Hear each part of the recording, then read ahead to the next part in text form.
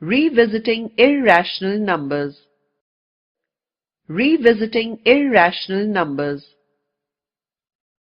Let us recall what irrational numbers are. A number s is called irrational if it cannot be written in the form p upon q, where p and q are integers and q not equal to 0. Root 2, root 3, root 15 pi minus root 2 upon root 3, 0.10110 are few examples of irrational numbers. Here we will learn to prove root 2, root 3 are the irrational numbers. In general, we can say root p is an irrational number where p is a prime number. But first we need to understand this theorem. Theorem: let p be a prime number. If p divides a square, then p divides a, where a is a positive integer. Proof: let the prime factorization of a be as a square is equal to p1, p2, p3 to pn into p1, p2, p3 to pn. A square is equal to p1 square, p2 square, p3 square to pn square. Now we are given that p divides a square.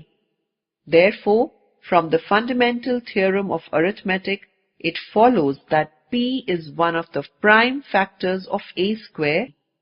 However, using the uniqueness part of the fundamental theorem of arithmetic implies that the only prime factors of a square are p1, p2, p3 to p. Now we will prove root as irrational number. Let us assume that root 2 is a rational number.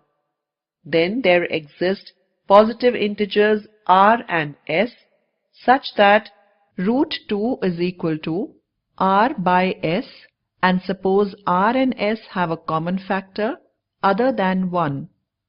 Then we divide the common factor to get root 2 is equal to a by b, where a and b are co-prime, that is, their HCF is 1, implies root 2 square is equal to a upon b whole square, implies 2 is equal to a square upon b square, implies 2b square is equal to a square. Therefore, 2 divides a square, implies 2 divides a by theorem. So we can write a is equal to 2c for some integer c. Substituting for a, we get 2b square is equal to 4c square, that is, b square is equal to 2c square. This means that 2 divides b square, and so 2 divides b, again using above theorem with p is equal to 2. Therefore, a and b have at least 2 as a common factor. But this contradicts the fact that a and b have no common factors other than 1.